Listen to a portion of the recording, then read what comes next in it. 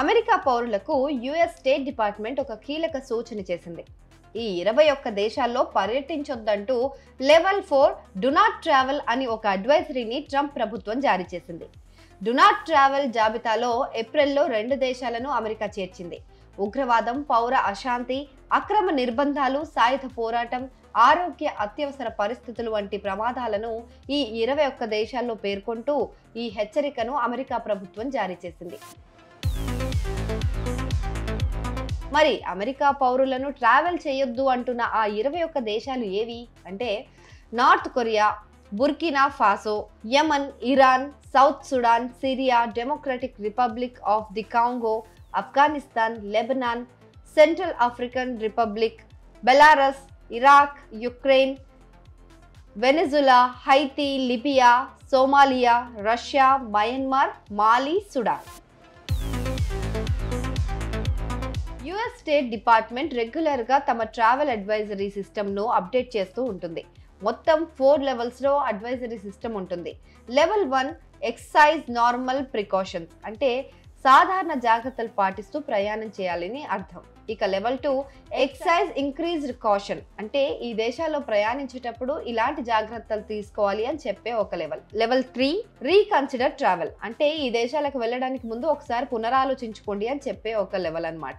Level 4 do not travel అంటే అసలు ఇంకా ఆ దేశాలకు అసలు వెళ్ళొద్దు అని చెప్పే అర్థం.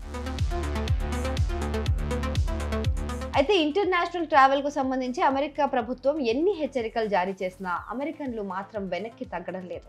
2025లోనూ విదేశాల్లో పర్యటించేందుకు ఆసక్తి చూపిస్తున్నారు. యుఎస్ ట్రావెల్ అసోసియేషన్ మార్చి నివేదిక ప్రకారం డొమెస్టిక్ ట్రావెల్ కోసం చేసే ఖర్చు 0.8% పెరిగింది. ఈ ఏడాది అమెరికా ఆర్థిక వ్యవస్థపైన వినియోగదారులకు ప్రతి నెల విశ్వాసం సన్నగిల్లుతున్నా విదేశీ ప్రయాణాలు చేయడానికి అమెరికన్లు ఇప్పటికీ ప్రణాళికలు వేసుకుంటూ ఉండటం విశేషం.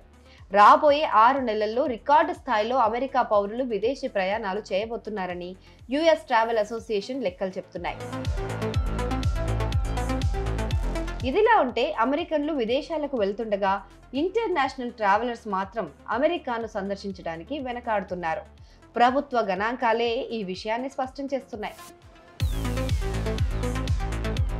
2025 జనవరి నుంచి మార్చి వరకు విదేశాల నుంచి 7.1 మిలియన్ విజిటర్స్ అమెరికాను సందర్శించారు. ఇది గత సంవత్సరం ఇదే కాలంలో పోలిస్తే 3.3% తక్కువ. రాబోయే రోజుల్లో కూడా విదేశీయులు అమెరికాను సందర్శించేది తక్కువే అని ప్రభుత్వం అంచనా వేస్తోంది. గతంలో దాదాపు 9% పెరుగుదల ఉంటుందని అంచనా వేసిన టూరిజం ఎకనామిక్స్ ఇప్పుడు 9.4% తగ్గుదల ఉంటుందని భావిస్తోంది. ఈ తగ్గుదలకు కొంతవరకు రాజకీయ ఉద్రిక్తతలు, భద్రతా సమస్యలు కూడా కారణమని చెప్తున్నారు. అధ్యక్షుడు డొనాల్డ్ ట్రంప్ విధించిన సుంకాలు, ఆయన చేసిన వ్యాఖ్యల వల్ల విదేశీ ప్రయాణికులు విముఖత చూపిస్తున్నట్లు తెలుస్తోంది. అంతేకాదు పర్యాటకులను సరిహద్దుల్లో నిర్బంధించడం కూడా ఈ ఆందోళనకు మరింత ఆజ్యం పోసింది.